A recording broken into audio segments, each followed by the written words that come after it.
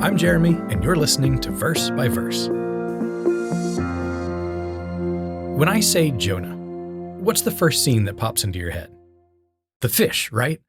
You can't really talk about Jonah without talking about the great fish. It's iconic. The man who spent 3 days and 3 nights in the belly of the fish. The fish actually plays a pretty short role in Jonah's story, though. It's an incredibly important role, but it only gets 3 verses of screen time. The fish swallows Jonah, Jonah prays while inside the fish, and the fish spits Jonah out. You wouldn't think there's a lot to say about the fish, but there is. Let's start with its first appearance. Jonah 1, verse 17. Now the Lord had prepared a great fish to swallow Jonah. Easy to read right over that. But what's happened so far in the story? God gave Jonah a message to bring to the Ninevites. Jonah gets on board a boat and sails as far away from Nineveh as he can. God sends a storm that doesn't let up until the sailors throw Jonah overboard. And then we read, now the Lord had prepared a great fish to swallow Jonah. Prepared. What does that mean exactly? The Lord had prepared a great fish. How long do you think it takes to prepare a great fish to swallow somebody? On one level, that's a silly question. We're talking about God. If he wanted, he could have created that fish on the spot, brought it into existence in that very moment, so it could be there to swallow Jonah. But that's not the impression I get reading that. Is that the impression you get? Other Bible translations say that God appointed a great fish, or provided, or arranged for.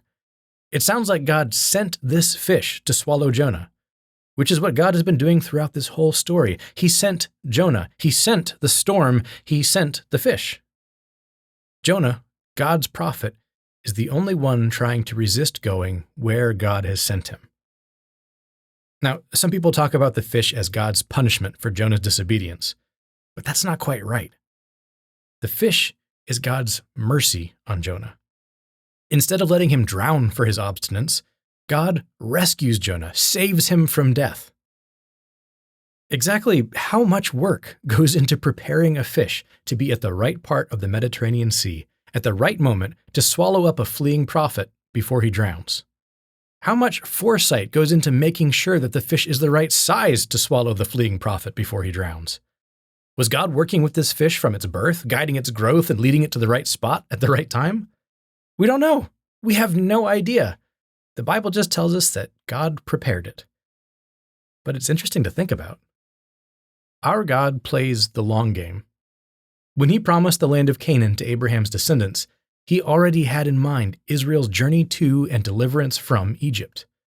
That was a 400-plus year plan. And the sacrifice of Jesus Christ was planned from the foundation of the world.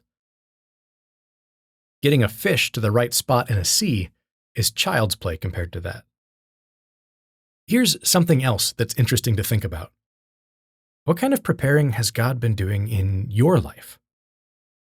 We can't see as far ahead as God can. The things he does and the things he allows might not always make sense from where we're standing. Some things might not make sense for years or even decades. You don't know exactly what moments God is preparing you for in your life. You don't know how and when he might maneuver you to be in the perfect spot at the perfect time to do something you've been perfectly prepared to do. But God knows. He can see far enough down the line to do that. Nothing in the course of human history has derailed his plan or blindsided him. Even when his own prophet ran away from the task at hand, God was ready with a great fish to bring Jonah back on track. God knows what he's preparing and why. Do what Jonah didn't and trust him. Verse by Verse is a Life, Hope, and Truth podcast. Check out the show notes to find more free content, like videos, articles, and booklets in our Learning Center.